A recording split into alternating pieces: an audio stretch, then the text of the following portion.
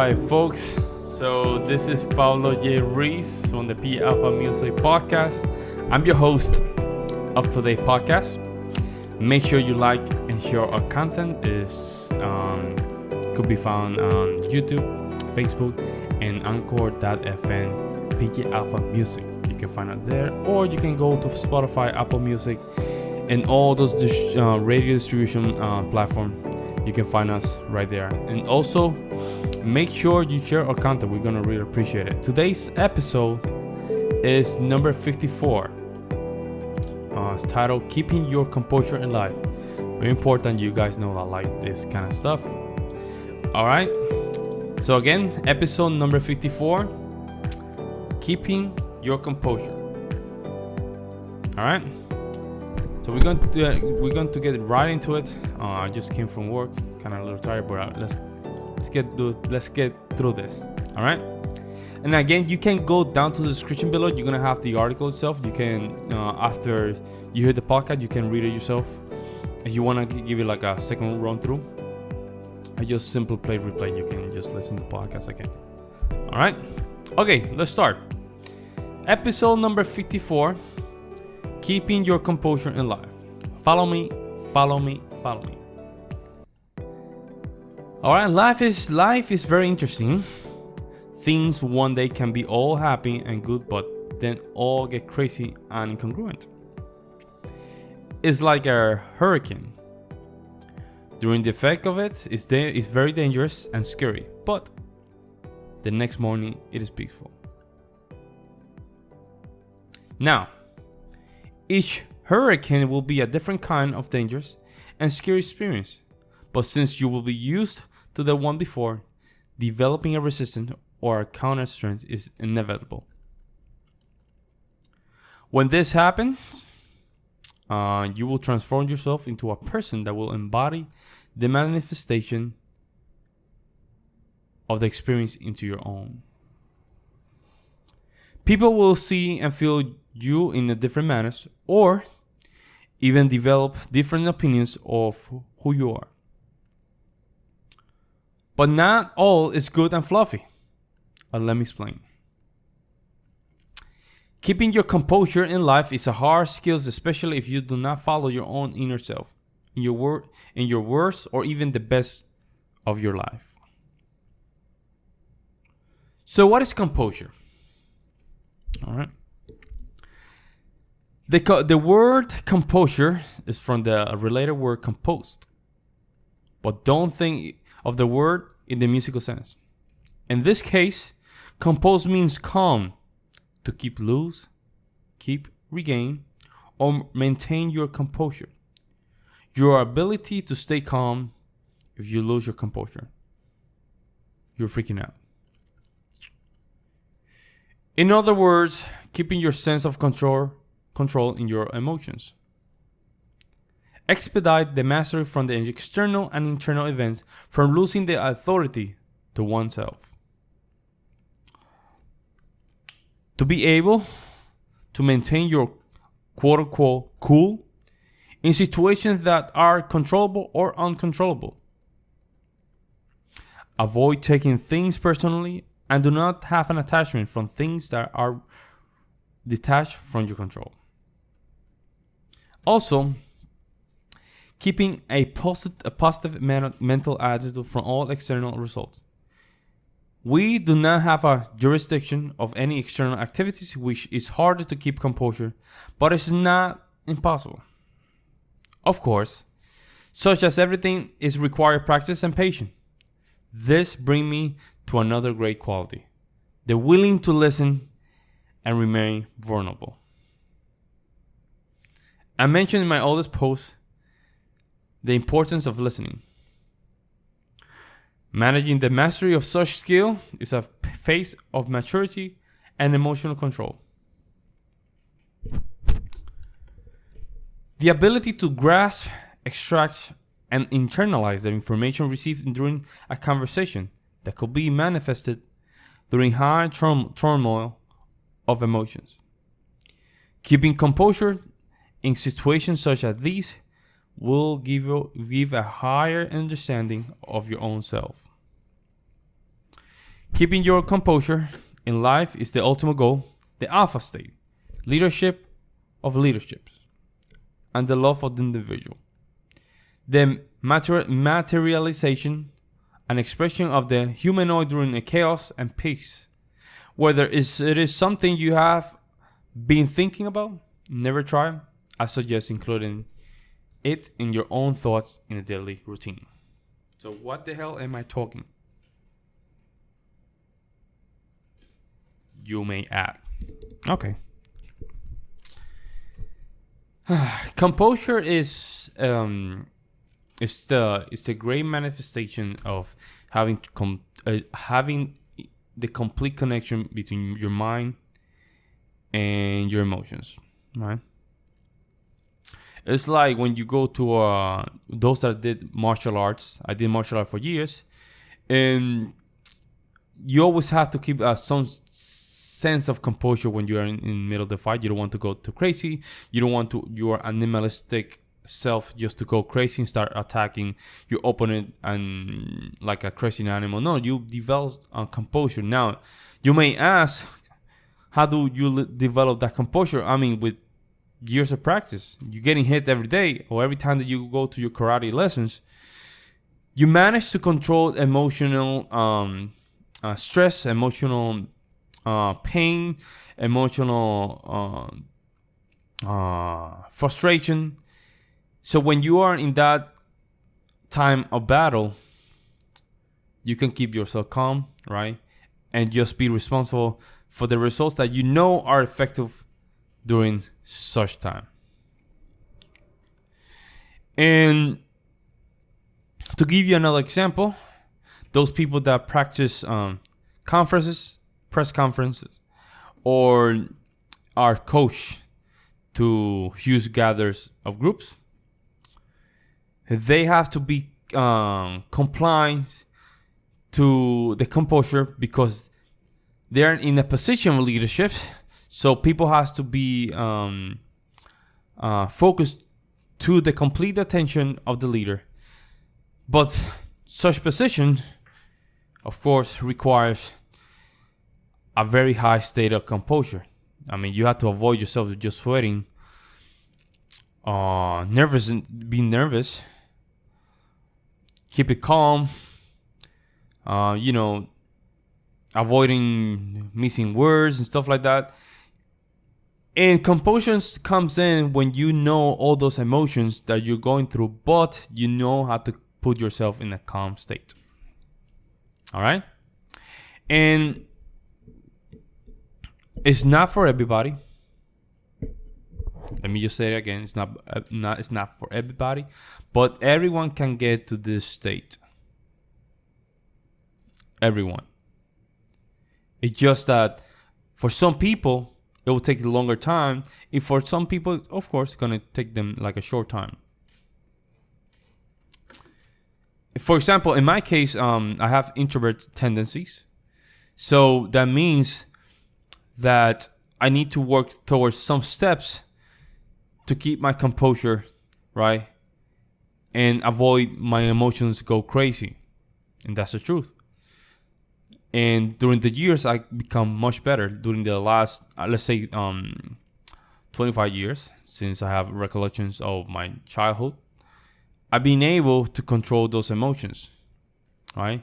I'm very, very, very clear. How do I feel? What happens if I feel this way? What I'm supposed to do? And so on and so forth, okay? And to be honest, again, these things are not something that is mysterious. It's just being practiced by hundreds and hundreds of leaders across the world. Excuse me, the light is a little bit funky. And it's something that can be achieved, okay? And my blog, I speak a lot of, I talk about a lot of good techniques to just increase your self-esteem, which is very responsible for be able to control or dominate a position of leadership, which requires composure, okay? Let me give you an example, another one. Composure also in moments of tensions. Composure in moments of a lot of stress. Composure in moments of fighting, discussions, arguments, all that stuff, things that you don't agree with. Or composure in situations where you know you're right, you want to speak, but then somehow people don't want to listen. And then you have to keep composure. You don't want to just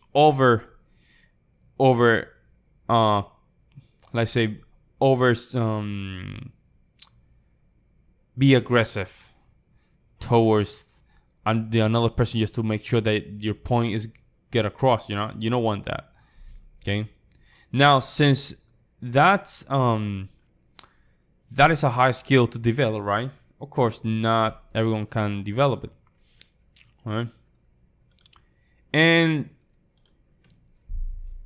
this is all in all walks of life. It doesn't matter if you are a musician, you're a person that is doing sales, you're working in the office, you need to develop some level of composure, because in life, if you want to move up, right? If you want to move up, you have to be able to control your emotions. If you want to negotiate salaries, you want to negotiate rates, you want to negotiate prices for your house, or you want to buy a house, you want to be able to get the best price. You don't want to be able to just get ripped off. You don't want to no one take advantage of you. So to be able to do that, you have to develop composure, because you don't want people to notice that you're desperate to just buy that house that you really like. So that is the importance of composure, right? Keeping yourself calm, keeping yourself complete in very high tense moments. Are we very away from that? Yes, I'm gonna be very honest. Since a lot of things going on, you can really see how emotions are being just going crazy. And the reason is because they're not in tune with their emotions. They're very far from. They think that emotion is what determines morality. And most of the time, you don't want to make a decision based on emotions. 9 out of 10, you will be wrong if you do such. Why? Because when you do an emotional decision, you haven't taken accountable the measurements of statistic or facts to make a decision. If you are making decisions and based on complete emotion, you are throwing away all things that can be possible, or it could be dangerous to make a decision based on that emotion. For example, let's say tomorrow I want to move to a house that's $2 million, right? And emotionally, I'm complete investment. But in reality, such possibility right now is not in my reach. So I go to the bank and I take a $2 million mortgage, buy a house. Guess what? To be able to pay my house, I have to at least deposit at least $500,000. Somehow I find those $500,000. For guess what? How am I going to pay the mortgage? I have to have at least $20,000 a payment of my mortgage. Now I'm screwed, because now I have the mortgage of $2 million and I cannot pay it, but I wanted that house, right? So I accepted the house. But because I made a decision based on my emotion, now those $2 million are in my back and I need to pay that. But I never realized that my situation was not in the right place to make such decision. But you know what? I made a decision based on my emotions, so I had to just swallow it. So that's a good example of that. So the other side will be, oh man, that will be not possible right now. But let me see what kind of job or what kind of income I can get in that way when I get that mortgage of that house that I like, the $2 million. I can have a sustainable payment on my mortgage. So I started looking for the alternative. And guess what? I noticed that making sure that I'm very sustainable under that mortgage is harder than I thought. So basically, to avoid such thing, right? I take some measurements and I make sure that now I rethink my decision to buy the house. So this is very important to talk about these things, because you don't want to be in a situation where all the things that you've been done is because your emotions are willing to just prevail than your composure. There's things, don't get me wrong, I do door to door. And sometimes I don't want to go, my woman knows that. Sometimes I'm like, damn, and I have to just go walk by, I have to go to work. These door to door things just kill me, my feet kill me, this emotion, but I have to keep my face straight and say, you know what, no, this is what is providing right now for my family, so I have to do it. So I just go through my logic side and say, no, this is what I should do. Let's just go forward. But based on emotion, I just want to be in my bed, just lay down, just let that nice AC, 62 degree, just hitting my face during the summer, naked, all that stuff, and just let it blow, right? No, error, mistake. That's not the case. Remember that your emotions are just a mechanism of defense, right? To avoid yourself to move forward. Why? Because they're defending you. Don't get me wrong, they're defending you. But defending you doesn't mean that make you a person in the long run. If you're getting defended all the time, you get complacent.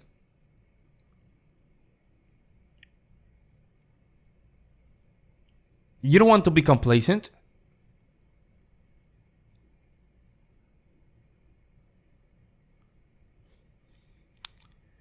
Listen, this is very interesting, right? Just get the like here, boom. This is very interesting. And I will explain why.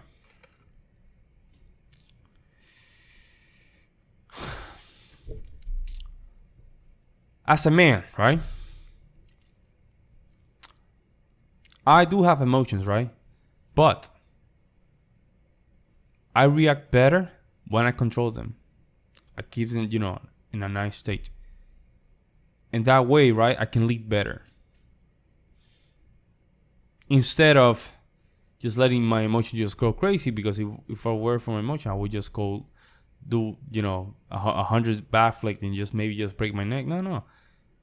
I keep myself, controlled. I just move forward with my chin up.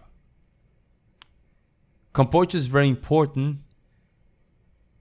for chaos, right? As a leader, leaders keep themselves cool and collective in moments of chaos. Why? Because that's how they build. You want people to see you as a person that has everything under control. That's why presidents, when things is just going to fall apart, they just keep it cool and collective. Even though they know that their heart is just beating 1,000,000 times per second. Almost a heart attack. They have to keep themselves, composed, calm, and most importantly, collective.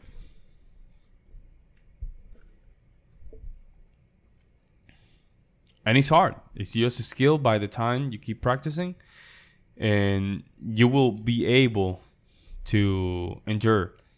And this also is going to help you out when you're talking about things. You're talking, for example, when private conversations such as politics and religion, stuff like that. You need to keep yourself in a very collective, cool manner, because you don't want to go crazy. Because in these topics, you're not going to be able to convince anyone. Just to make sure that your point is across. That's all you can do. So to be able to do that, you have to keep yourself very composed and cool and collective. So start thinking about that. Start thinking about how can you do that? How can you implement that in your daily life? All right, guys. This was episode number 54 from the PJAlphaMusic podcast. This was keeping your composure alive. Okay. So make sure you like our content, you share our content. Not only that, if you want to read the article, it's going to be in the description down below. For those folks that are listening in the Anchor.fm, there's going to be a link always in the description. And not only that, for those folks listening in the Facebook and YouTube, you will have the article in the description down below.